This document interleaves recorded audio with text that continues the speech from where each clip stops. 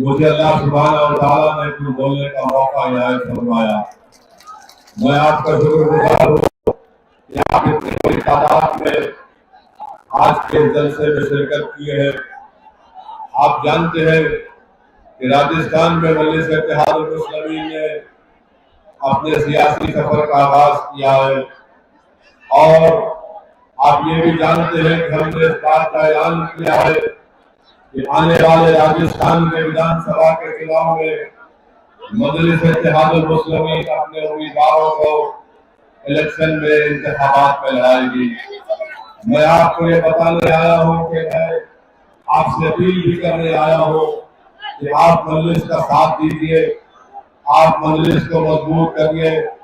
میں میوات کی سرزمین پر بسنے والے ہمارے قیوم بزرگوں سے بھی اپیل کر رہا ہوں کہ آپ ہماری سرپرستی کریے۔ نوجوانوں سے اپیل کر رہا ہوں کہ آپ ہمارا ساتھ دیجیے تاکہ آپ اور ہم مل کر آپ کے خوابوں کو پورا کر سکیں گے۔ جو ناانصافی ہم سے ہو رہی ہے، ہم اس ناانصافی کا خاتمہ کریں گے۔ میں آپ کو بتانے آیا ہوں میرے عزیز دوستوں اور بزرگوں، بھارت کی راجنیتی کی حقیقت یہ ہے کہ جس سماج کے پاس اس کا نیتا ہوگا اسی کی آواز کو سنا جائے گا۔ جس سماج کے پاس اس کا نیتا ہوگا اس سے انصاف کیا جائے گا۔ جس سماج کے پاس سیاسی طاقت ہوگی اسی کی ناانصافی اور تکالیف کو دور کیا جائے گا۔ جس سماج کے پاس نہ اس کا نیتا ہوگا نہ اس کی سیاسی طاقت ہوگی تو نہ اس کی آنسوؤں کی کوئی قدر، نہ اس کے لاشوں کی کوئی نظر سے دیکھے گا۔ تو یاد رکھیے، اگر آپ یہ چاہتے ہیں کہ آپ کو ایک مان اور سمان ملے، اگر آپ یہ چاہتے ہیں کہ میوات کی سرزمین جو میرا ماننا یہ ہے کہ منصوبہ طریقے سے اس کو پیچھے رکھا گیا، میوات کی سرزمین جہاں پر تعلیم کا انتظام نہیں، جہاں پر بچوں کے اسکول میں پڑھنے کا کوئی انتظام نہیں، جہاں پر بچیوں کو اعلیٰ تعلیم حاصل کرنے کے لیے کالجز کا انتظام نہیں، میرے عزیز دوستوں، میری سردار ماں اور بہنوں، آپ میری اس بات کو ذہن نشین کر لیجئے، یہ تمام چیزیں اسی وقت حاصل ہوں گی جب آپ اپنی ایک سیاسی طاقت کو بنائیں گے، جب آپ اپنے ووٹوں سے اپنے نمائندے کو کامیاب کریں گے۔ برسوں سے آپ نے صرف کسی کو ووٹ دیتے آئے ہیں مگر آپ نے اپنے آپ کو کبھی ووٹ نہیں دیا۔ میں آج اسد الدین اویسی آپ کے درمیان میں کھڑے ہو کر یہ آپ سے اپیل کر رہا ہوں کہ آپ مجلس کو جب ووٹ دیں گے تو یہ سمجھ کر ووٹ دیجیے کہ میں نے 50 سال سب کو ووٹ کیا مگر انہوں نے میرا کوئی کام نہیں کیا۔ اگر آج ایک مرتبہ آپ مجلس کا ساتھ دیں گے تو میں آپ کو گارنٹی سے کہہ رہا ہوں، وعدہ کر رہا ہوں کہ آپ سے سماجی انصاف ہوگا اور ہم ان تمام چیزوں کو حاصل کریں گے جو دوسرے تمام طبقوں کو دی جاتی ہے۔ راجستھان کی سیاست میں آپ دیکھتے ہیں کہ سیکولرزم کے نام پر ووٹ تو لیا جاتا ہے مگر اقتدار ملنے کے بعد آپ کی تعلیم اور آپ کے روزگار اور آپ کی ترقی اور ڈیولپمنٹ وکاس کا کوئی کام نہیں کیا جاتا۔ آج آپ دیکھتے ہیں کہ آج سے تھوڑے دن پہلے راجستھان کے بجٹ کا اعلان ہوا، بجٹ کو پیش کیا گیا، تعمیر کا کام شروع ہوا، کہیں پر کچھ نظر نہیں آتا۔ پھر یہ کہا گیا تھا کہ 500 مدرسوں میں اسمارٹ کلاس روم بنائے جائیں گے۔ بتائیے کون سے مدرسے میں اشوک گہلوٹ کی سرکار نے 500 مدرسے بنائے؟ پچھلے سال کے بجٹ میں اشوک گہلوٹ کی سرکار نے اعلان کیا تھا کہ گنگا نگر میں، بھلوارہ میں، اجمیر میں 3 الپسنکھیک سماج کے بچیوں کا ہاسٹل بنایا جائے گا، اور پھر الپسنکھیک سماج اقلیتوں کے بچوں کے لیے ہاسٹل بنایا جائے گا ناگور میں، سوائی مادھوپور میں، پالی میں، भरतपुर में अलवर में 20 करोड़ की लागत से बनाया जाएगा। कहाँ गए ये सिर्फ ऐलानात कागज पर किए जाते हैं, मगर जमीन पर कोई काम नजर नहीं आता। मेरी सरदार मां और बहनों, यही लड़ाई हमारी है कि हम सिर्फ जज्बाती तकारीर करके नहीं चले जाते हैं, बल्कि हम हुकूमत से ये सवाल भी करते हैं कि आपने जो ऐलानात किए उसको आपने कहां तक पूरा किया। मेरी सरदार मां और बहनों, मेरे बुजुर्गों, यही बात मैं आपको बताने आया हूं कि आपको और हमको मिलकर राजस्थान की सियासत में एक नए दौर का आगाज करना है। लोग आपके दरमियान में आकर कहेंगे कि असदुद्दीन ओवैसी भड़काऊ भाषण देता है, असदुद्दीन ओवैसी तनाव पैदा करता है, असदुद्दीन ओवैसी से फिरका परस्ती बढ़ती है। तो ना मैं फिरका परस्ती ऐसे चीजों को मानता हूं। मेरे भाषण से, मेरी सोच में किसी भी समुदाय के खिलाफ ना मैं कभी था ना कभी रहूंगा इंशाअल्लाह ताला। मेरी लड़ाई यह है कि भारत के संविधान में राइट टू इक्वालिटी एक फंडामेंटल राइट है। अगर सबको वह हुकूक मिल सकते हैं तो फिर राजस्थान के मुसलमानों को, राजस्थान के दलितों को और राजस्थान के आदिवासियों को क्यों नहीं दिया जाता। यही हमारी लड़ाई है। आज आप देखते हैं कि 5 साल से कांग्रेस की सरकार है, इनके बजट के ऐलानात को मैंने आपके सामने रखा और उसके बावजूद भी कोई ऐलान, जब आप ऐलान 1 साल पहले करते हैं उसके बाद आप देखते हैं कि जमीन पर कुछ नहीं किया जाता। मगर जब चुनाव आएगा तो इनकी जबान से आप जरूर सुनेंगे कि ओवैसी पर यकीन मत करो, ओवैसी वोट काटने आया है। अरे कांग्रेस के लोगों सुनो, पिछले 2018 में तुमने राजस्थान में कामयाबी हासिल की थी। जब लोकसभा का इलेक्शन 4-5 महीने के बाद हुआ तो तुम एक लोकसभा की सीट नहीं जीत सके। जब क्या ओवैसी आया था या ओवैसी का जिन आया था या कौन आया था बताओ उस वक्त। और खुद मुख्यमंत्री के बेटे चुनाव हार गए। मगर आप देखेंगे कि आज के हमारे इस तकरीर के बाद कल से कांग्रेस के चूहे अपने बिलों से निकलेंगे और पुकार पुकार कर कहेंगे कि ओवैसी आया है काटने के लिए। अरे ओवैसी उन लोगों को काटने के लिए आया है, उन लोगों को रोकने के लिए आया है जो भारत के संविधान की धज्जियां उड़ा रहे हैं। मैं तोड़ने नहीं आया हूं, मैं तोड़ने नहीं आया हूं, मैं जोड़ने आया हूं। मैं किसी को काटने नहीं आया हूं, मैं अपना हक लेने आया हूं। मैं नौजवानों के मुस्तकबिल को अच्छा करना चाहता हूं, मैं बुजुर्गों के ख्वाबों को पूरा करना चाहता हूं। हमारी माँ और बहनों की आंख में जो आंसू है, मैं उन आंख में आंसुओं को पोंछना चाहता हूं। और ये उसी वक्त होगा जब आप हमारा साथ देंगे। सिर्फ थालियां मार के नारे लगाने से कामयाबी नहीं मिलेगी। आपको इन थालियों को, इन नारों को, इन जज्बात को और जो हजारों की तादाद में आज आप यहाँ पर जमा हुए, आपको इसको वोट में तब्दील करना पड़ेगा। क्या आप वोट में तब्दील करेंगे इसको? क्या आप वोट में तब्दील करेंगे इसको? क्या आप हमसे वादा कर रहे हैं कि मंदिर साहब की जमात है? तो इंशाअल्लाह ताला हम आगे बढ़ेंगे। क्योंकि लोग इल्जाम लगाते हैं, अरे ओवैसी इनसे मिला हुआ है, ओवैसी उनसे मिला हुआ है। अरे ओवैसी किसी से मिला हुआ नहीं है। ओवैसी ना गहलोत का है, ओवैसी ना कांग्रेस का है, ओवैसी ना मोदी का है, ना बीजेपी का है। ओवैसी तुम्हारा है और तुम्हारा ही रहेगा इंशाअल्लाह ताला। और ओवैसी किसी को अपना आका मानता है तो मोहम्मद मुस्तफा सल्लल्लाहु अलैहि वसल्लम को। ओवैसी के सामने कोई वजीर आजम और कोई प्रधानमंत्री या चीफ मिनिस्टर कोई अहमियत नहीं रखता, क्योंकि सब बराबर हैं और हम बराबरी चाहते हैं। برابری کیسے حاصل کریں گے؟ غلامی کرنے سے برابری نہیں ملتی، کھڑے ہو کر اپنے حق کے لیے لڑنے سے برابری ملتی ہے۔ تو میرے عزیز دوستوں اور بزرگوں، آپ کو اب ایک سیاسی طاقت بننا ہے، آپ کو ایک سیاسی قوت بننا ہے۔ یہ بہت سے مسائل ہیں، بہت سے چیزیں ہیں جس کا ذکر میں کر سکتا ہوں، مگر میں صرف آپ سے اپیل کرنا چاہتا ہوں کہ سیاسی طاقت حاصل کریے۔ آج ہم دیکھتے ہیں کہ راجستھان میں یہیں سے چند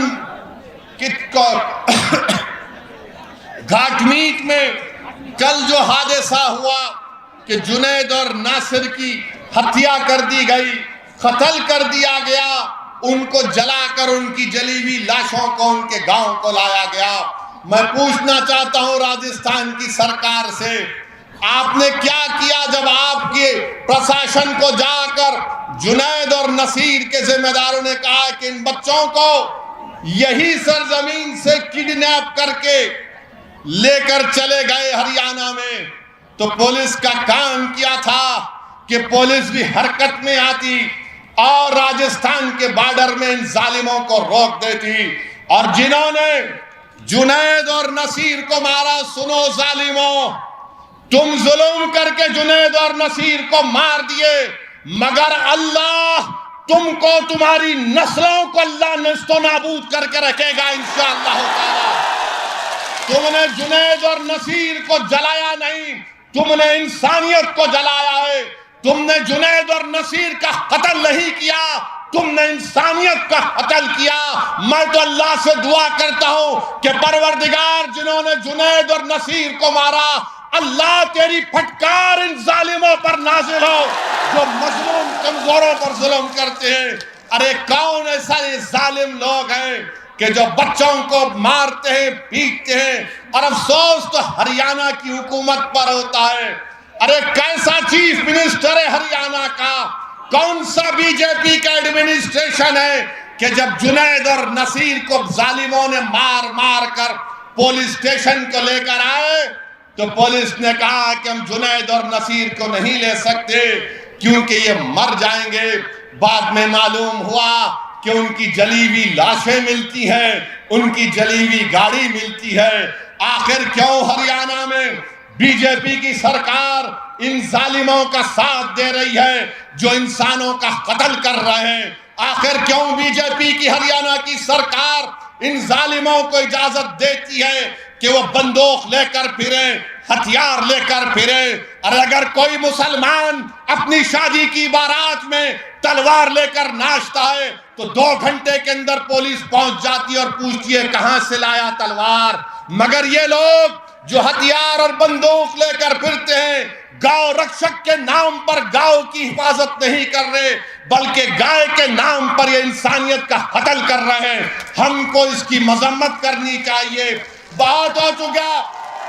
ہم آج بھارت کے پردھان منتری سے بھی اپیل کر رہے ہیں، ڈیمانڈ کر رہے ہیں کہ دیش کے پردھان منتری بس کریے، کب تک جھوٹ بولیں گے؟ سب کا ساتھ، سب کا وکاس، سب کا وشواس پریاس۔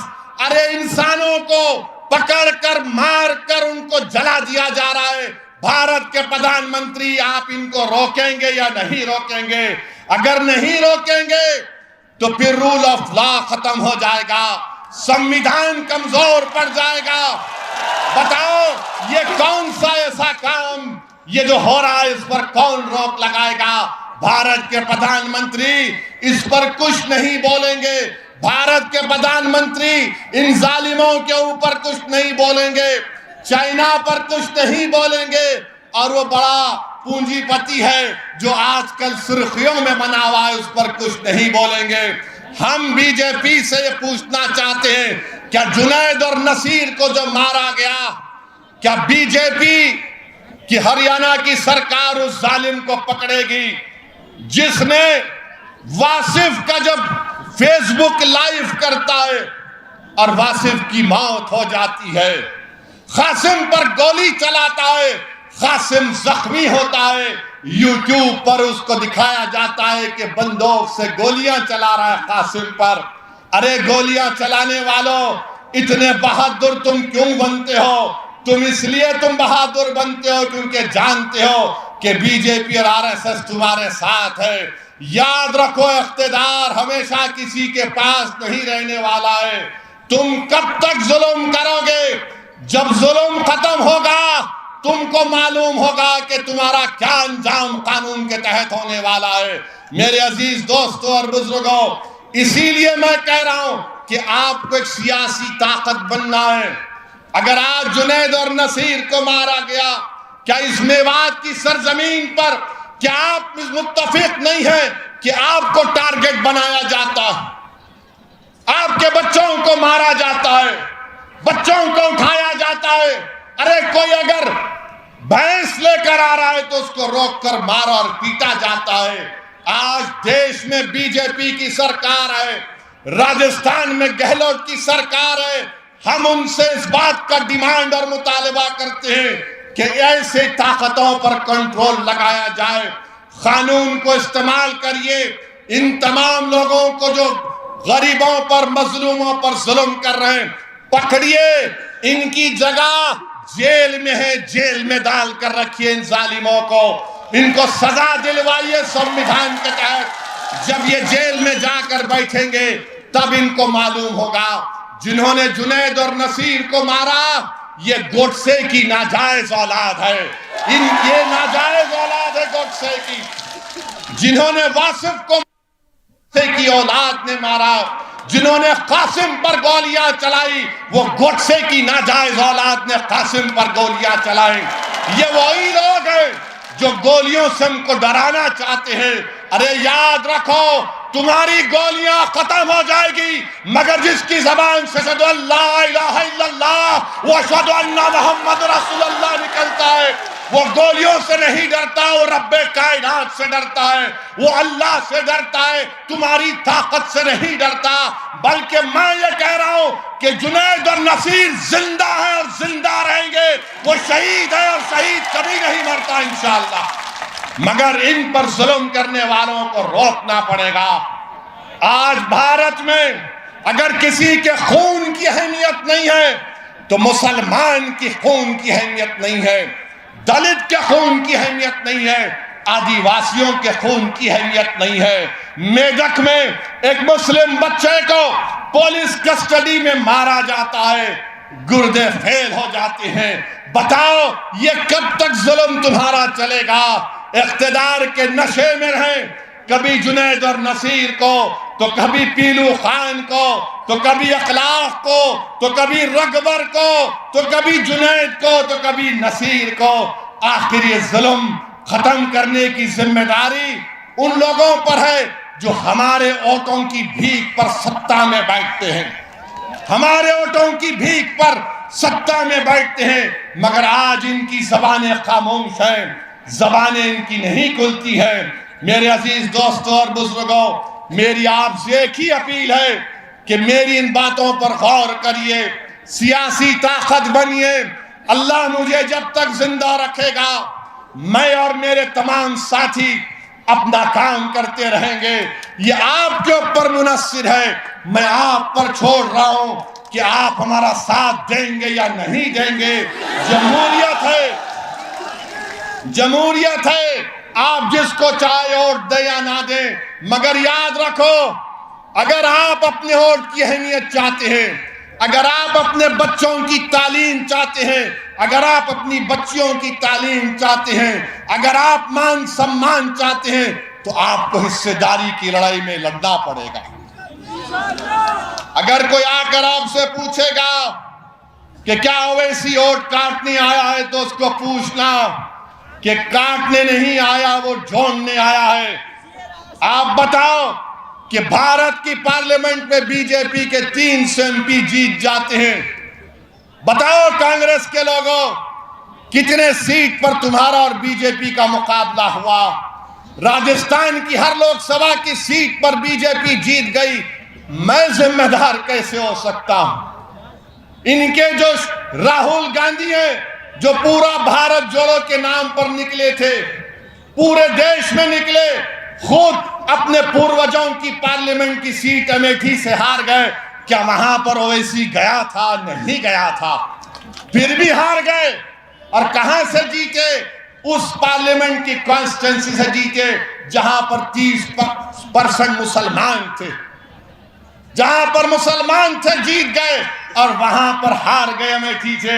مگر کانگریس کے لوگ یاد رکھیے، چاہے بی جے پی ہو یا کانگریس ہو یا کوئی پارٹی ہو، یہ ہرگز نہیں چاہیں گے کہ بھارت میں مسلمانوں کی ایک سیاسی لیڈرشپ بنے. وہ مسلمانوں کو کمزور رکھنا چاہتے ہیں، وہ مسلمانوں کو اپنے تابع رکھنا چاہتے ہیں، وہ مسلمانوں کو غلام بنا کر رکھنا چاہتے ہیں، مسلمانوں کو ڈرا کر رکھنا چاہتے ہیں. میں آپ سے کہہ رہا ہوں کہ آپ کو ڈرنے کی ضرورت نہیں ہے. یہ دیش ہمارا تھا، ہے اور رہے گا انشاءاللہ تعالی. یہ دیش ہمارا ہے. اس دیش کا آئین پڑھیے، سمویدھان کو پڑھیے. ارے جب سب کو حق مل سکتا ہے، عزت مل سکتی ہے، تو بھارت کا مسلمان کیوں پیچھے ہو جاتا؟ میں آج تک یہ چیلنج کر رہا ہوں، بتاؤ بھارت کے مسلمان میں، راجستھان کے مسلمانوں میں کتنے پڑھے لکھے لوگ ہیں؟ کتنے اسکول کے باہر سب سے زیادہ دلتوں کے بعد اگر کوئی ہے تو مسلمان ہے؟ اس کا ذمہ دار کون ہے؟ بے روزگاری ہمارے بچوں کا مقدر بنتا جا رہا ہے. میرے عزیز دوستوں، نوجوانوں، بزرگوں، آپ سے اپیل کر رہے ہیں کہ آپ متحد ہو جائیے، مجلس کا ساتھ دیجئے. اگر آپ ساتھ دیں گے تو ہم ایک نیا ماحول پیدا کر سکیں گے. کانگریس میں تو ماشاءاللہ بہت لڑائی چل رہی ہے. کانگریس میں بہت لڑائی چل رہی ہے. کوئی کسی کو جادوگر بولتا، کوئی کسی کو موقع پرست بولتا ہے. کوئی کسی کو جادوگر بولتا تو پلٹا کر کوئی کہتا ہے کہ نہیں تو غدار ہے. اب آپ کو فیصلہ کرنا ہے. آپ کانگریس کو بچانے مت جائیے. آپ بی جے پی کے ڈر سے کسی کو ووٹ مت دیجئے، بلکہ بے خوف ہو کر آپ اپنے ووٹ کا استعمال کریے. میں آپ کو ایک خواب دے رہا ہوں، اس خواب کو پورا کرنا آپ کا ہمارا کام ہے. یہ وقت ہم کو اپنے خوابوں کو پورا کرنے کا ہے. اور شب معراج آپ جانتے ہیں، آخر میں کہہ رہا ہوں کہ نماز کی پابندی، میں آپ سے کہہ رہا ہوں کہ نماز کی پابندی کریے. 50 نمازوں سے 5 نمازوں پر فرض کر دیے گئے. نوجوانوں، اپنے اللہ سے رشتے کو مضبوط کرو، اپنی مسجدوں کو آباد رکھو. نوجوانوں، اپنے مسجدوں کو آباد رکھو. نوجوانوں، مسجدوں کو آباد رکھو. اللہ کی رسی کو مضبوطی سے تھام لو. اللہ کی رسی کو مضبوطی سے تھام لو. اپنے دلوں میں صرف اللہ کی محبت، اس کا خوف پیدا کرو. اپنے دلوں میں رسول اللہ صلی اللہ علیہ وسلم کی محبت کو پیدا کرو. یاد رکھو، جب تم اپنا سر اپنے دل کے ساتھ اللہ کے سامنے 5 وقت کی نماز میں جھکاؤ گے تو اللہ ہم کو کامیاب اور کامران کرے گا. نمازوں کی پابندی کرو، مسجدوں کو آباد رکھو، اپنے معاشرے میں برائیوں کا خاتمہ کرو.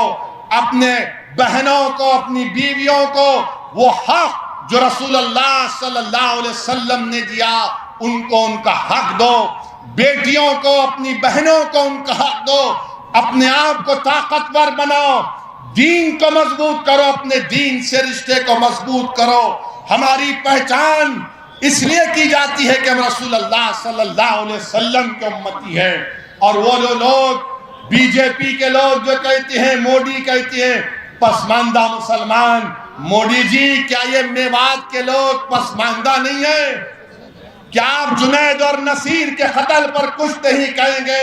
مگر میرے عزیز دوستوں اور بزرگوں، میری آپ تمام سے ہاتھ جوڑ کے اپیل ہے کہ ہمارے سیاسی سفر میں آپ ساتھ دیجئے، ہماری مدد کریے، تعاون کریے. اور اگر آپ ساتھ دیں گے تو انشاءاللہ تعالی ہم راجستھان میں ایک نیا سیاسی انقلاب برپا کریں گے. کیا آپ ہمارا ساتھ دیں گے؟ کیا ہم راجستھان میں ایک انقلاب کو برپا کریں گے؟